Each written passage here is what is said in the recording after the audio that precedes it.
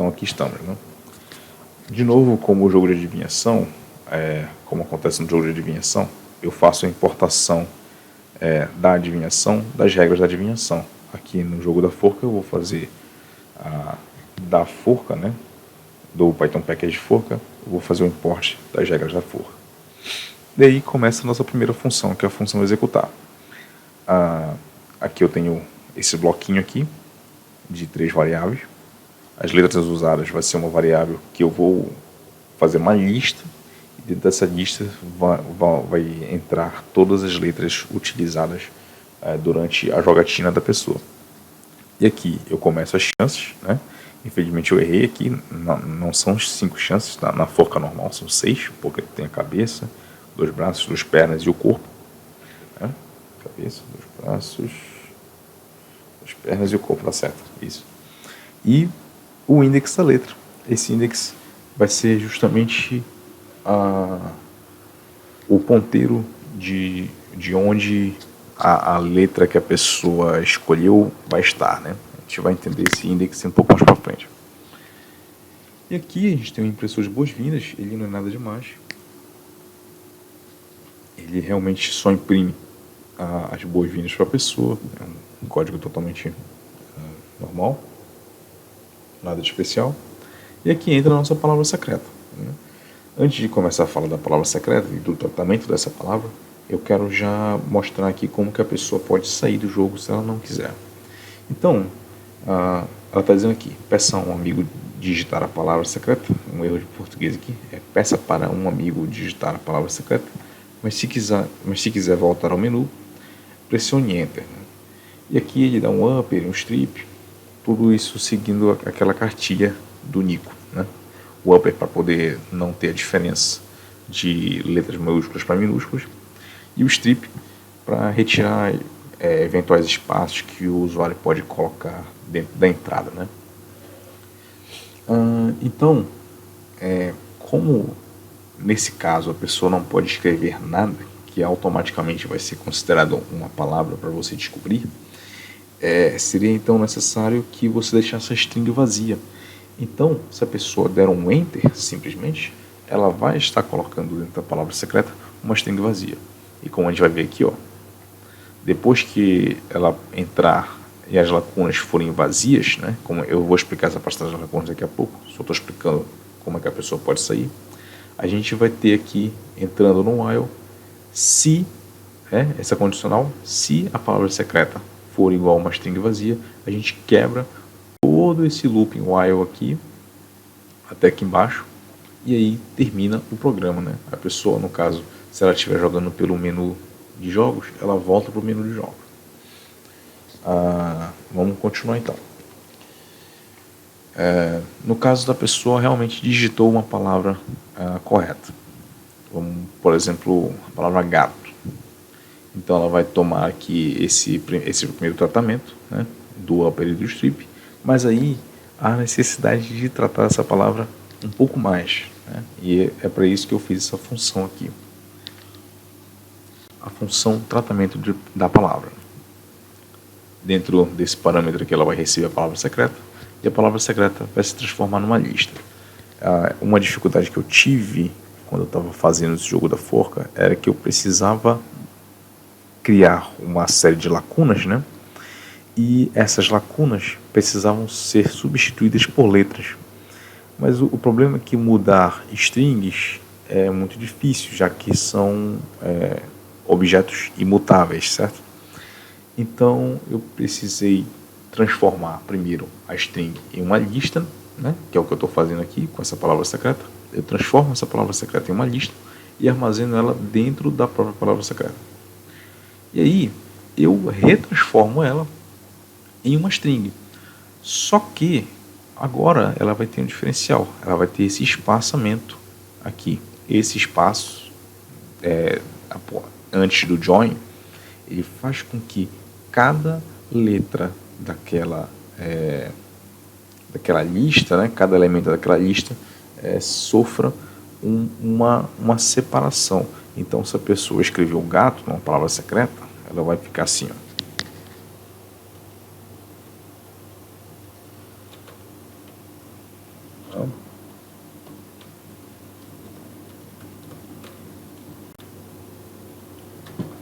A pessoa digitou gato, né? Então o gato, antes de passar pelo tratamento da palavra, ela vai entrar assim. E aí ela vai sair dessa seguinte forma.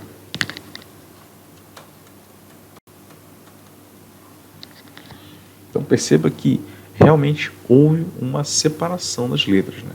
É isso que essa função, tratamento da palavra está fazendo. Está tratando a palavra e colocando esses espaços entre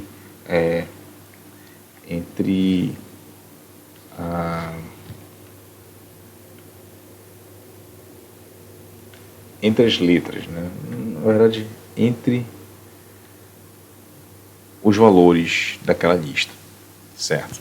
Então vamos continuar aqui com ela está retornando a palavra tratada e vamos continuar com o código. Enfim, aqui a gente vai ter a nossa palavra secreta como sendo a própria palavra tratada agora, né? Já passou por esse tratamento. Então a gente vai criar uma nova variável chamada lacunas, né? Eu devia ter dado um espaço aqui, infelizmente eu errei isso. Essas lacunas elas vão precisar ser criadas de alguma forma. Então como é que eu vou fazer essa criação de lacunas? Através da função criar lacunas. Certo? Então como que ela funciona, né? Um erro que eu fiz e que eu cometi, infelizmente, mas que eu poderia ter feito de outra forma, é o seguinte. Eu criei aqui a função criar lacunas e eu precisava fazer um laço para que as lacunas sejam construídas de acordo com a palavra escrita pelo usuário.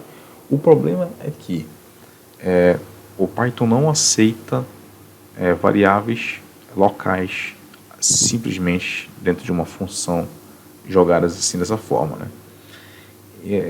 E retornar essa variável local. Se eu retorno uma variável que está dentro de um laço, eu só posso dar esse retorno se o retorno estiver dentro do laço. Então eu precisei criar ela aqui em cima como sendo uma string vazia. Mas o que eu percebi é que eu poderia ter feito da seguinte forma.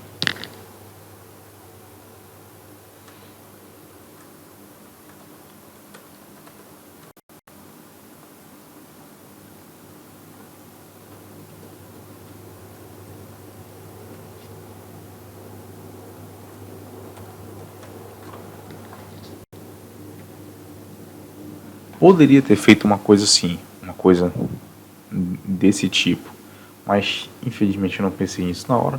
Eu acredito que deveria ser, inclusive, a decisão mais acertada, ficaria mais legível o que eu estava querendo dizer, mas infelizmente acabei desperdiçando essa oportunidade. Deixa eu voltar ao código aqui ao normal, porque o objetivo é realmente apresentar, inclusive com os erros. Enfim, então vamos lá para o laço e entender como é que esse laço funciona, né? Então eu tenho aqui um laço for, em que essa linha aqui está dizendo para um contador de caracteres dentro da palavra tratada, se o contador de caracteres for igual a uma string, que é um espaçamento, a lacuna vai receber um espaçamento. E aí ela entra em continue, ou seja, ela volta para essa linha 17 aqui. Caso isso não aconteça, ela simplesmente cria para a gente uma lacuna. Então, se eu escrever a palavra gato,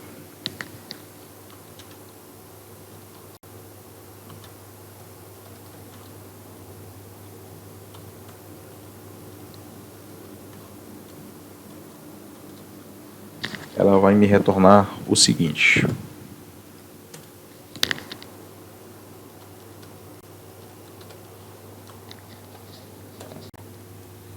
Então perceba que agora, em vez de ter letras, né, a gente vai ter lacunas, justamente aquilo que a pessoa escreveu. E pode ter espaçamento também, poderia escrever gato feliz, só que a separação ia ser tripla no caso, né? Justamente porque é um espaçamento da letra final. o espaçamento do meio e o espaçamento do espaçamento, né? Então seriam 3 espaços, né? Pode parecer esquisito, mas a única forma que eu encontrei de fazer um espaçamento entre as letras e deixar legível para a pessoa dentro do console. A gente vai ver isso funcionando daqui a pouco. Enfim, né, criamos as lacunas, a gente retorna essas lacunas no final do for. E aqui a gente vai ter, né, as lacunas criadas, né, dentro dessa linha aqui. Certo. Aí as lacunas nesse caso não são vazias, então você não vai ser do jogo. Então a gente vai printar, no caso da palavra secreta, a gente vai printar em vez da palavra secreta as lacunas. E aí começa o nosso looping, né? Enquanto as chances forem maiores do que 0, né? Essa foi a forma que eu encontrei. Eu sei que o Nico fez de outra forma, mas enquanto as chances forem maiores do que 0, ou seja, enquanto você não se enforcou, a gente vai ter o nosso chute aqui. Então a pessoa vai digitar uma letra e aqui ela vai entrar numa primeira condicional. Se o tamanho do chute, né, da entrada do chute for maior do que 1, ou seja, a pessoa digita uma letra, ela vai acusar uma entrada inválida. Você adicionou mais de um caractere, tente de novo. Ou seja, ela retorna você para cá, para essa linha do ar. Beleza, então a pessoa vai lá e colocou uma letra, um número, alguma coisa que seja. Aqui vem a diferença importante entre o meu código e o código do Nico, né? Vou passar lá para o GitHub para que a gente possa ter uma ideia. Certo, eu estou aqui no código agora. Essa aqui é o primeiro código que eu fiz. Está mais bruto, cheio de condicionais. E o outro código que é o atual, em que eu simplesmente coloquei esse dicionário aqui, esse objeto aqui. Então, a gente pode contar aqui, né? 1, 2, 3, 4, 5, 6, 7 condicionais. E aqui a gente tem 1, 2, 3, 4 condicionais, com mais uma aqui, 5. Ou seja, eu consegui eliminar 2 condicionais de um código e deixar ele muito mais legível e fácil de entender, porque agora a pessoa, o programador, o desenvolvedor que pegar esse código, ele vai poder observar que dentro desse dicionário a gente tem 3 funções independentes que podem ser utilizadas para uma eventual manutenção ou alguma coisa do tipo, independentemente uma da outra. Então a gente tem uma função para caso a entrada seja repetida, a gente tem uma função para caso a entrada seja incorreta, e a gente tem uma função para caso a entrada seja correta. Todos esses condicionais aqui foram quebrados em seções diferentes e colocadas dentro de cada uma das suas respectivas funções. Isso é muito interessante porque isso me permitiu escrever um código aqui embaixo, né, que faz uma comparação entre cada uma dessas chaves aqui, cada um dos valores das chaves, das possibilidades da forca, né, do dicionário de possibilidades da forca. Então, como é que funciona, né?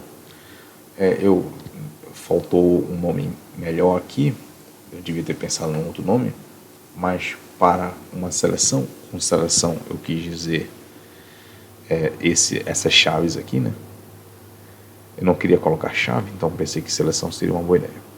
Então, para uma seleção em possibilidades da forca, eu faço uma nova variável chamada saída, que vai receber possibilidades da forca e a seleção, no caso, das possibilidades da forca. Se a saída for do tipo string, ou seja, do tipo string, são essas duas funções. Deixa eu voltar lá para o PyCharm para a gente poder dar uma olhada. Certo. O que eu quero dizer com tipo string, né? Que é justamente esse código aqui. Perceba que essas duas funções, a função 1 e a função 2, a entrada repetida e a entrada incorreta, elas vão retornar strings. Ó, aqui ela está retornando entrada repetida, agora você possui tantas chances, né? E a entrada incorreta, ela está retornando uma outra string. Você errou e possui agora tantas chances. E ao mesmo tempo, né, a entrada correta não retorna uma string, mas sim retorna uma lista. Bom, se ela está retornando uma lista, eu entendo que se eu quero perder uma chance por erro, tudo que eu tenho que fazer é reduzir a chance de alguém se a pessoa digitou alguma coisa que retornou uma string. Então, perfeito. Eu tenho aqui, se o tipo da saída for string, a pessoa perde uma chance. E se a chance for igual a zero, ela vai ler a mensagem do perdedor, que o Nico disponibilizou para a gente, que é essa caveirinha aqui. E aí, ela quebra essa função executar e termina o jogo. Né? Agora, caso não seja, ela simplesmente printa a saída, né? No caso, vai printar aquela mensagem, tipo, você errou, ou você já digitou essa letra, e quebra esse looping aqui, esse looping for. Né? Novamente, o que mais? Assim. Como aqui a gente quebrou, mas as chances aqui é igual a zero, né? Então não temos que nos preocupar em fazer um outro break, né? Ele simplesmente vai quebrar, e como o while precisa ser, as chances precisam ser maior do que zero, a gente simplesmente vai terminar o jogo. Continuando então para o tipo de saída, caso seja uma lista, né? Bom, se o tipo da saída for uma lista, então eu vou colocar a saída dentro da variável chamada lacunas e vou transformar essas lacunas em uma string novamente. Então, eu vou colocar aqui um print da palavra secreta com a palavra preenchida. E aí eu faço uma condicional. Se a palavra preenchida for igual à palavra secreta, a gente vai ter aqui as regras da forca e vai imprimir a mensagem do vencedor, né? Essa função aqui das regras da forca. A gente zera as chances e quebra esse nosso looping for. Assim, no momento que a gente quebrar, ele vai verificar aqui no while se as chances são maiores do que zero, vai perceber que a chance é igual a zero e vai terminar o jogo. Bom, então ficou de fora aqui um monte de outras funções que eu tinha feito aqui em cima, né? Vamos entender então onde essas funções se encaixam. Basicamente, eu quero primeiro falar do caso a entrada seja correta, né? A gente já vai ver num instante por quê. Beleza, então a gente está aqui na entrada correta. O que essa entrada correta está dizendo? Ó, ela tem as pequenas, ela tem esses parâmetros aqui: chute, palavra secreta, o index da letra, lacunas e letras usadas. Se o chute existir dentro da palavra secreta, então, para uma letra na palavra secreta, né, se a letra for igual a um espaçamento, o index tem que continuar, ele tem que contar, porque esse espaçamento conta, né? Eu estava errando isso bastante porque eu não estava contando.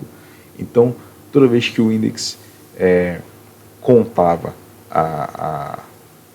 aquela string vazia, né, esse espaçamento aqui, ele desregulava toda a letra, o preenchimento das lacunas.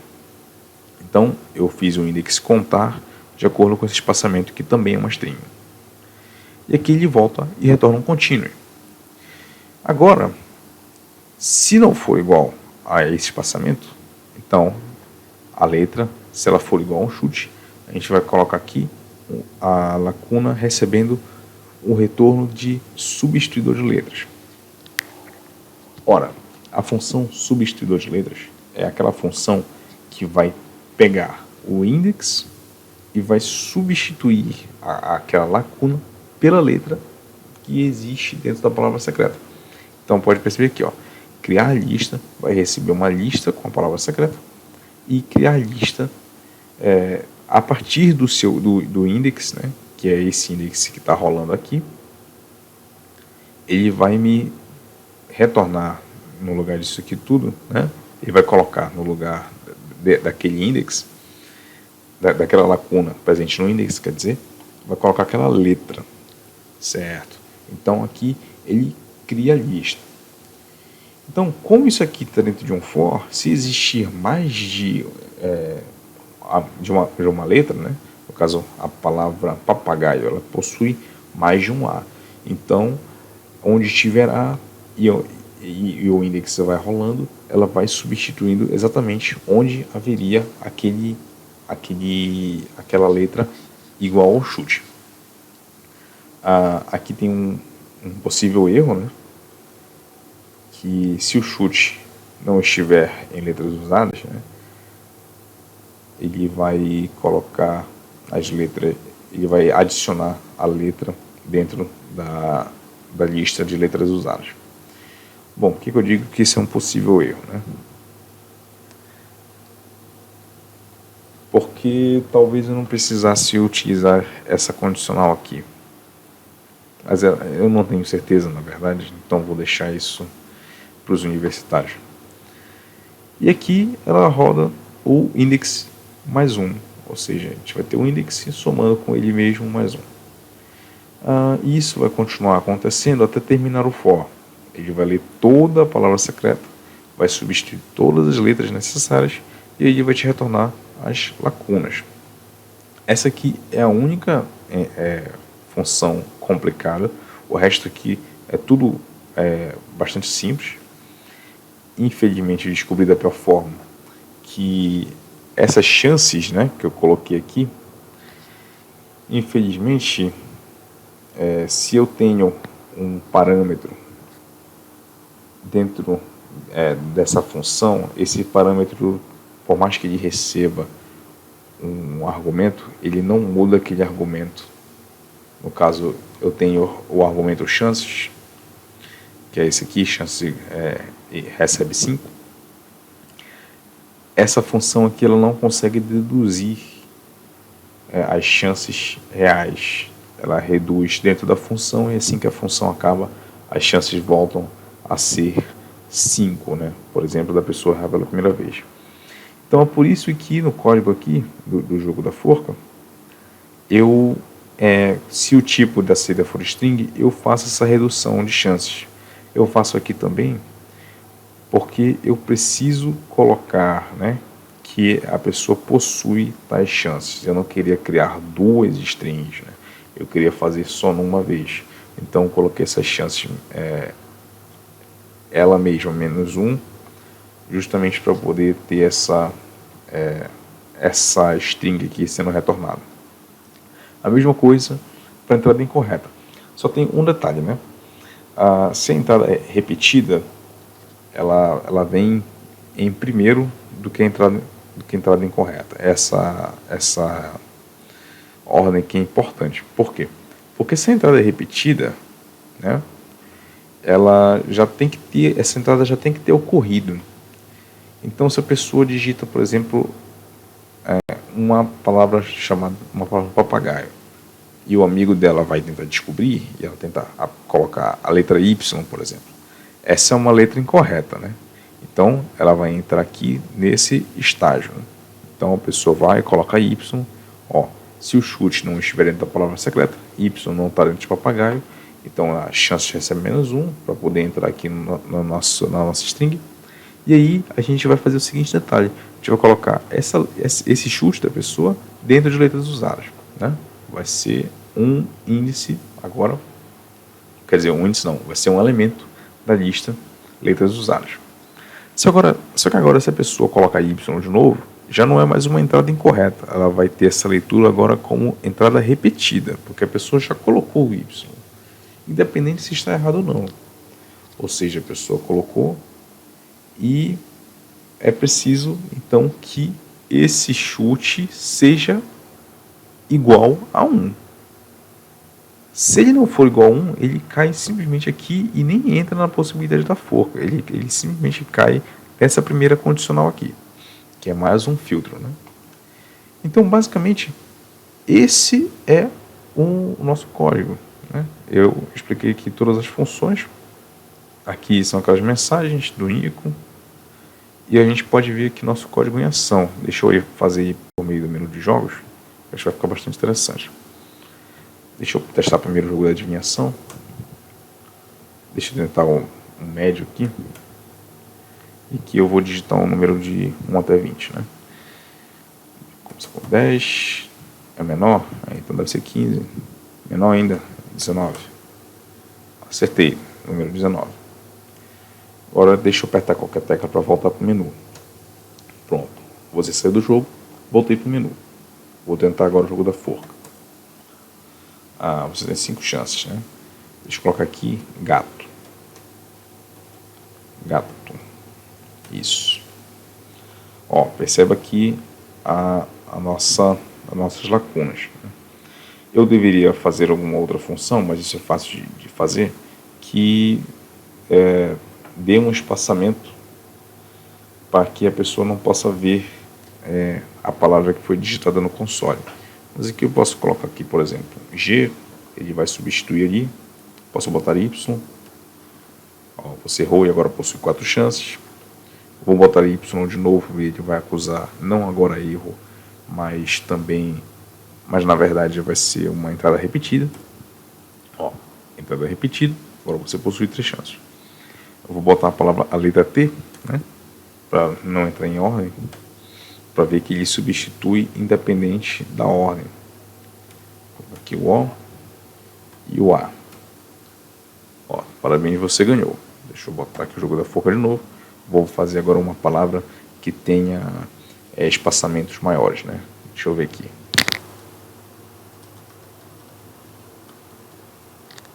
Ó, Dom Pedro I, né? Eu vou errar propositalmente agora, mas deixa eu acertar algumas letras primeiro. Ó, o D aparece 2 vezes. Dom Pedro, né? Botar o O também aparece 2 vezes. Botar o I. Percebe que eu estou colocando sempre letras minúsculas, mas elas todas ficam maiúsculas depois. Deixa eu errar agora, propositalmente. B, B, B, B, B. Ó, agora apareceu aqui aquela informação do Nico. Quero encerrar o menu. Opa. Menu encerrado. E é isso. Esse aqui foi o meu código.